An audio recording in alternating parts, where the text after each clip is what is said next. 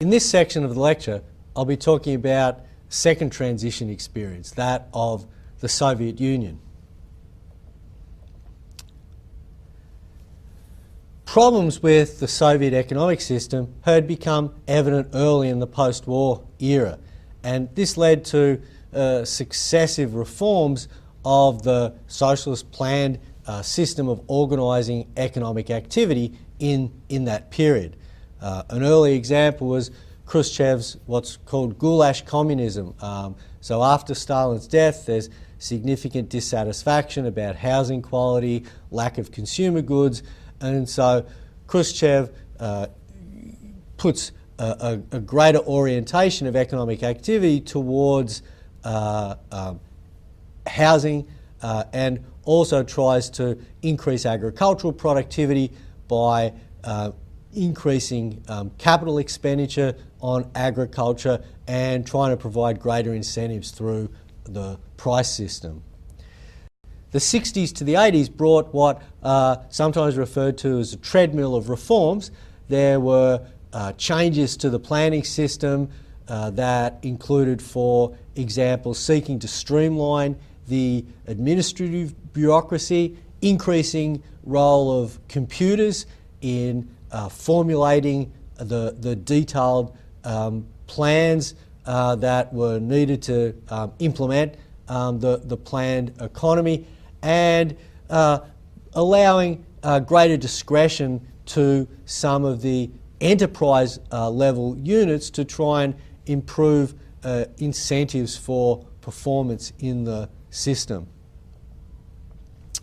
But as we saw in an earlier section in this lecture, in the 70s and 80s there are slowing rates of economic growth in the Soviet Union. So notwithstanding the attempts to reform, to fine-tune the planning system, there's this experience of slowing growth. And there's a variety of reasons for that. First of all, there's a slowing of the amount of growth that can come from catch-up and convergence. The Soviet economy has almost used up the capacity to increase productivity by transferring workers from agriculture to industry. There's a very large proportion of resources being directed to military activity, which, for example, reduces availability of resources for doing R&D in other areas such as industry.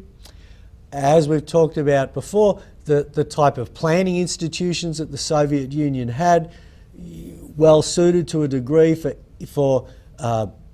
implementing industrialisation in heavy industry sectors, but less well suited to achieving efficiency improvement in industry. There'd been a temporary boost to the Soviet Union from oil price increases following on the two oil price increases in the 70s, but that effect began to fade in the 1980s. So a variety of influences accounting for slowing growth in the 70s and 80s. And then the transition comes. So here's what I think would be one of the most famous photos in the 20th century. Boris Yeltsin on top of the tank outside the Council of Ministers building. What had happened during this period is that Mikhail Gorbachev became president of the Soviet Union. He adopted a reform strategy which involved seeking to open up the political system, what was known as glasnost, and economic reform known as perestroika. In 1987, for example, he introduced a law on enterprises which removed output targets and required state enterprises to become self-financing while still keeping the state as the major client or purchaser of output from those businesses. There were democratic elections in 1989 as well. The immediate economic effect of some of these reforms and the slowing and the continuation of some of the factors that I mentioned on the last slide meant that economic conditions worsened in Russia and the Soviet Union in the late 1980s and early 1990s. There were food shortages. In 1991, inflation reaches over 500%. The reforms to the state enterprises mean that there's a huge amount of job insecurity.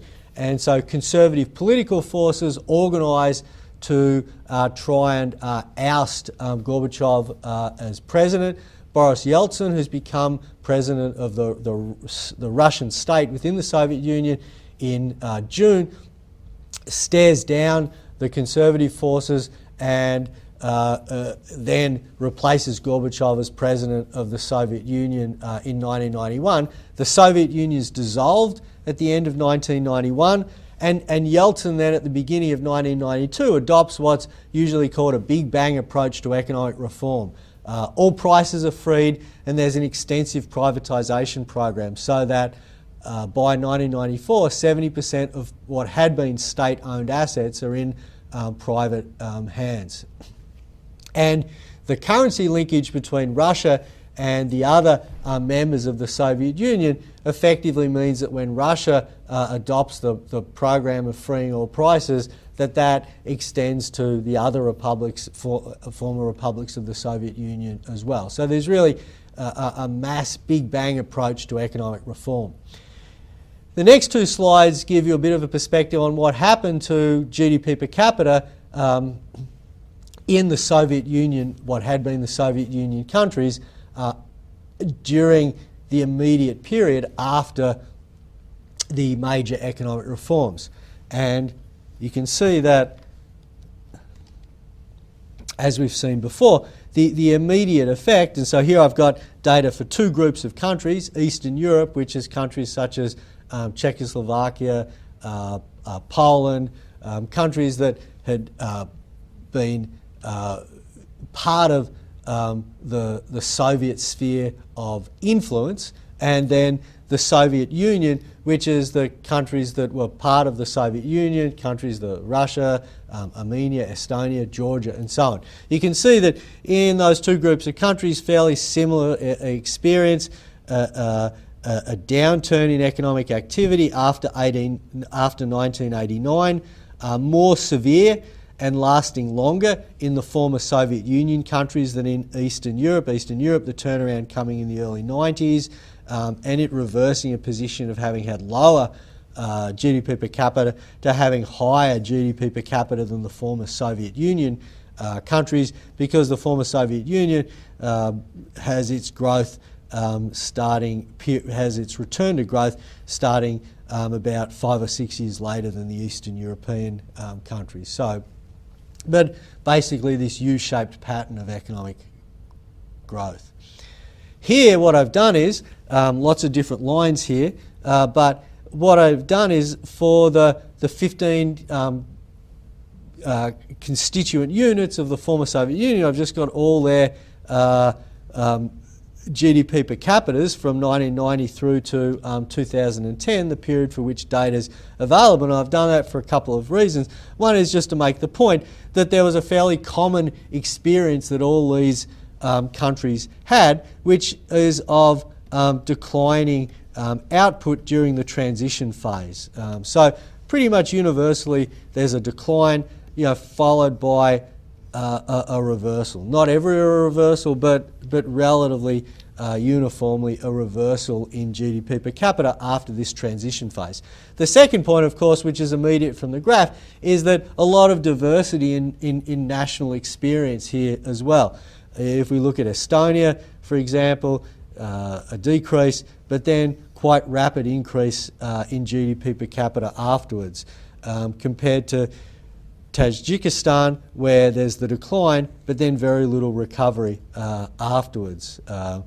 So a diversity of experience, which is interesting to try and understand, as well as trying to understand the overall effect of decrease and then increase in GDP per capita. One issue about interpreting data on GDP per capita in the Soviet Union during this period is that there's a significant debate about whether these data are really an accurate representation of what happened to GDP per capita. specifically arguments that the official estimates, which are the estimates that basically I've shown in the last two slides, overestimate the decline in GDP, and then underestimate potentially GDP after or during the period of recovery. So one point is that the figures from before the transition are often regarded to be overstated in terms of the value of the output that was actually being produced to society. We talked in an earlier section about the inefficiencies of the planning system, the idea that lots of what was produced might not be valued particularly by consumers, but it was there because a planner directed it to be produced. That sort of argument is used to say, look, it might be that you value GDP per capita before the transition period at a particular amount, but that value didn't come from market prices. It didn't come from estimating the value of output through consumers' valuations of how much that was actually worth. And it's likely that the prices that are used in the official estimates of growth in the 1980s actually overstate what GDP per capita was. So then when we move to a market system where we actually are using market prices then to value GDP, and we suddenly observe that there's this lower GDP than there was before, the idea here is that, well, part of that is because if we'd been using market prices in the pre-transition period, GDP would have been much lower. So GDP before the transition period is being overstated because it's being based on planning prices rather than market-based prices. And so if we were really using market-based prices in both periods, there'd be a smaller gap. Also, the idea that after the transition, an unofficial economy developed, and that if you added that unofficial economy to the official economy, that would actually boost up the GDP per capita in the transition period. And so for those two reasons, GDP per capita wouldn't be falling as much as it is observed to in the statistics that I just presented, and would observe to be higher in the transition period. Supporting that idea that things weren't as bad as they seem from the official GDP per capita is a variety of indicators which suggest that ownership of consumer goods in Russia, for example, was increasing during the 1990s when GDP per capita data are saying there's been this huge falling away in GDP per capita. One statistic which has been used to claim that standards of living fell in Russia, for example, in the 1990s, is a major decrease in life expectancy from 69 years to 65 years. But there's also a counter-argument to that, which is that in this period, the relative price of vodka was decreased significantly. And so epidemiological studies which have looked at this decrease in life expectancy attribute quite a bit of it to an increase in alcohol abuse, which you might then attribute to this change in the relative price of alcohol. On the other hand, it is the case that data that look at the distribution of income in Russia during this period show quite a significant increase in inequality. And so no matter what we think was happening to the average, whether it decreased or whether it by a lot or whether it didn't decrease by so much, there was an increasing amount of inequality, and so undoubtedly there was an increasing share of the population in poverty. And that's something you can see in this table, which has poverty rates using the World Bank $1 a day benchmark for different regions of the world. And you can see that at exactly the same time as we're getting these big decreases in poverty in East Asia and the Pacific, and to some extent in South Asia as well, at exactly that time the poverty rate is increasing in Eastern Europe and Central Asia. So whatever was happening to average GDP, it does seem like there was extra inequality which caused extra people during this transition phase to be in poverty. So one question we want to answer is why the decline? Why did these countries experience to at least some degree, a decrease in GDP per capita and living standards during this period. And several explanations. So one point is that there was a transition, and that transition involved a wholesale change from a planned economy, an extensively planned economy, to a market economy. So by comparison with the case of China that we talked about in the last section of the lecture, much more rapid transition from the socialist method of organising economic activity to a market-based method of organising economic activity. So you have to expect that there's going to be more disruption due to transition. It seems like the disruption due to the speed of transition was greater the faster the transition in individual countries. It was also greater, the disruption was greater, the more distorted the pre-reform economy was. So that the less like the market economy that it would become, the economy was before the reform, then the idea is the bigger the adjustment that's got to happen and the more disruption there's going to be. Also, the issue of whether countries were able to maintain state capacity during this period of transition seems to have been important. The capacity of a central state government to contribute to the reorganisation of economic activity, that seems to have been an important factor. Another factor, part of the adjustment experience, was that there was a huge decrease in a lot of these countries, especially Russia, in military expenditure. And so it's been estimated in Russia, for example, that the decrease in military expenditure by itself would have been associated with about a 20% decrease in GDP. So it's going to take time, so that frees up resources, but it takes time for those resources to work their way into new types of economic activity. There was also the case that several of the countries in the Soviet Union in the immediate aftermath of the political and economic transition were involved in civil wars, which then are also, of course, associated with more substantial disruption to economic activity. What about the recovery? Well, the recovery you can think of as a model of catch-up and convergence, that there's been this disruption that's affected the economy, and that then you're going to be able to catch up after that disruption and start to converge towards the technological leader. It's a different model of catch-up and convergence in that the source of disruption has been this transition phase in the form of economic, the form of system, the system that you're using for organising economic activity.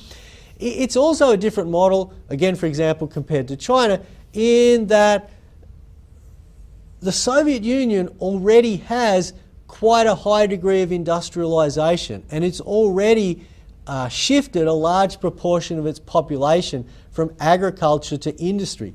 So rather than being able to create industry anew, what has to happen in the Soviet Union is you have to restructure an industry which is already created. You have to move it from being a state-based method of organising production in industry towards a private sector-based model. Whereas in China, while there was industry, it was at a much earlier stage of development, and so it was much more the case that industry could be created anew. In the Soviet Union, industry is there to a much greater degree.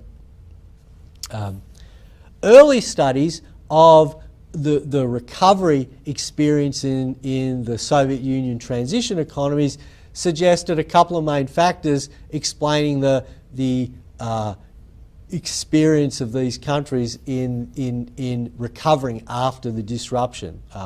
One explanation was that what mattered was how quickly you'd sought to reform your economy. That if you'd sought to reform your economy quickly, then you'd probably had bigger disruption, you'd probably had a bigger decrease in GDP per capita, but that you were then going to start growing again more quickly. Whereas if you'd adopted a gradualist approach to reform, that it's likely that you would have a longer period of time before you started to recover.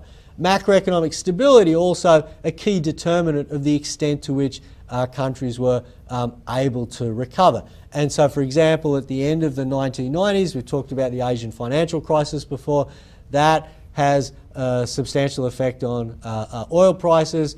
Russia, as a major oil exporter, is adversely affected by that experience. And so macroeconomic stability is also important in explaining recovery during this period. The extent to which you're able to get macroeconomic stability after the transition phase, the extent to which later shocks affected macroeconomic outcomes in the country. So the 1990s financial crisis, as I've mentioned, affects countries like Russia significantly, and some of the other Soviet republics, and they end up having to significantly devalue their currencies, and in fact Russia defaults on some of its debts during this period, which is a delaying impediment to economic growth or the recovery of economic growth. Later studies have recognised that the speed and extent of reform and macroeconomic stability aren't enough to explain the experiences of the whole range of former Soviet members of the Soviet Union. And that there are these countries that are called L-shaped reformers, where there seem to be significant structural impediments such as institutional quality, which have reduced the scope for recovery in the period of the reform period, and in particular after the disruption of the initial transition. And this graph tries to give you a perspective on that. So on the vertical axis is percent growth in the GDP in the recovery, and on the horizontal axis is percent decline in the downturn. And you can see that there's kind of a group of countries that cluster around a line that comes out from the origin there. And that's saying that, well, there's a group of countries where, yeah, they declined, but then they bounced back. So this country declined by about 40%, but then it's bounced back over the whole period by 50 or 60%. And similarly for the other countries on that line. So for those countries, the idea that they had this disruption to a growth path that they were on, but then they've returned to that growth path to some degree fits the experience. But then there are these other countries, the countries that are sometimes referred to as the L-shaped reformers, who had very significant declines in GDP in the downturn, so that's that stroke of the L, 50, 60, 70%, Tajikistan, Ukraine, but then they've only recovered by less than 30%. So instead of returning to higher growth levels, their path has been to stay relatively static. And there, the factors that have been emphasised are initial conditions, the resource endowment of those countries, but also issues to do with institutional quality. I just wanted to make a brief comparison with China. So we've seen that China really has had very rapid rates of economic growth after its transition from the socialist to market-based system. In Russia, the start to that was more halting, and the gains have been less substantial. And so why has that been? Well, reiterating what I mentioned before, there's just less scope for gains from structural change in the Soviet Union than in China. So China began its reform phase a much more industrialised economy than a much less industrialised economy, a more agricultural economy than the Soviet Union. So the scope to get improvements in productivity from transferring workers from agriculture to industry is a lot less in the Soviet Union than in China. Secondly, as I mentioned, the benefits of starting with a blank sheet, that because China was less industrialised, it can create an industrial sector without needing to undo the industrial sector which was already there. A lot of debate on the relative benefits of gradualism versus Big Bang, because the other thing you might say as well, the other thing that China did is that they reformed gradually, whereas the Soviet Union reformed in a Big Bang. Maybe that tells us that gradualism is better than Big Bang reform. And there are certainly some commentators who would make that argument. Other commentators would be more cautious in making that argument, saying that yes, the gradualist approach seems to have worked very well in China in a variety of ways, as we talked about in the last section, but that because of Russia's the position it was starting from, that the Big Bang reform and because of the political environment, Big Bang reform was almost a necessary way to do reform. And if you look at the experience of many countries, the countries which reformed most quickly were the countries which then bounced back the most quickly and which had the most rapid growth more quickly compared to countries which gradually reformed. So comparing between the Soviet republics, an argument that look, gradualism wouldn't have given us better results. Gradualism just meant a more prolonged period before you actually began the recovery period. So an extremely important question, thinking about the right path to reform. Should it be gradualist or should it be Big Bang? But probably important to be cautious about drawing direct lessons from the experience of Russia and of Russia, Soviet Union and China, that because China's had higher growth rates, gradualism is better than Big Bang, because there's other factors in particular that have contributed to China's more rapid growth. Final topic I wanted to cover, which is a topic that gets a lot of attention in the popular media, is the oligarchs in Russia and the evolution from oligarchy to state capitalism in Russia. So when I talk about in the popular media, the idea I have in mind is the idea that out of Boris Yeltsin's program of privatization, that there was this oligarch class owning a lot of the large businesses in Russia and the Soviet Union. That concentration of ownership came about from a variety of ways. So first of all, there was a privatisation of some state enterprises by vouchers, where all of the population were given vouchers, but where there was the capacity to sell those vouchers back. And it seems like lack of information about the value of the vouchers caused some people to sell those vouchers for less than they might have been worth, and provided a process for concentrating the ownership, even though there was initially this equal distribution.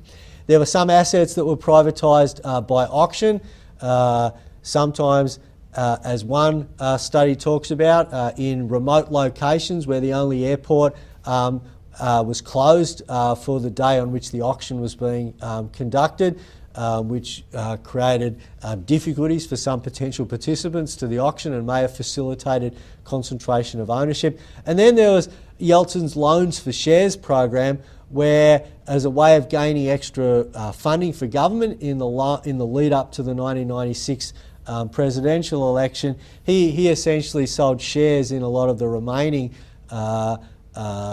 state enterprises in return for funding to the government. So through a variety of mechanisms, there was relatively concentrated ownership of formerly state enterprises in Russia. And sometimes this has been suggested as a major problem with the Russian economy, that there was this concentration of ownership and that there's corruption in the political system through that. Probably I think it's fair to say the prevailing view amongst economic analysts is to say that putting aside all the political issues of the way in which this concentration of ownership occurred, that it was still much better to have these assets in private hands than to have had them in public hands. So this quote from Anders Aslund, who has written a series of books on the transition episode, says economic utility and popular claim seem negatively correlated, by which he's saying that the bigger the criticism of the oligarchs, the greater the economic utility it's likely that they were actually providing through running these enterprises efficiently and for profit. So, in other words, the argument that's being made here is that by transferring ownership from public to private enterprise, you increase the efficiency of operation of those enterprises, and that was a benefit for economic activity. Of course, that puts to one side the argument about the fairness by which the oligarchs gained ownership of those assets, and whether there might have been a better method of privatisation by which you would have had more dispersed ownership of those assets. But it's really saying, look, there's 2 points here and don't confound them. One point is who owns the assets, and that's a serious issue to talk about. The other question is public or private, and it seems like private was associated with a more efficient operation of those enterprises. More recently, we've seen the re-centralisation of the Russian economy. So companies which had previously been separated have been integrated. There's been the renationalisation of formerly privatised companies such as Rosneft and Yukon, increasing government ownership of shares in companies such as Aeroflot. Another key feature of the Russian economy more recently is the large role of natural resources in economic activity, oil and gas accounting for 20% of GDP, and really underpinning a huge amount of state expenditure on consumption, government consumption expenditure. So this is sometimes described as a transition from oligarchy to state capitalism, where you have a market-based system, but you have state ownership of a lot of the major productive resources in the economy. And so Russia's got there through initially privatising ownership and then retaking on state control. In China, a not dissimilar system where a number of large enterprises which might be in private ownership, but with very, if you read, for example, books like Richard McGregor's The Party, very strong connections to the state. So where it's believed that the state can have a strong role in influencing the nature of decision making in those enterprises. So both Russia and China, when we look to the future, a major question is the viability and the effect on economic growth of this system of state capitalism, of a significant government controlling interest in or control of these large enterprises. And a quote from The Economist sums this up by describing it as a highly unusual form of capitalism dominated by a handful of gigantic firms and controlled by a clique of security officials.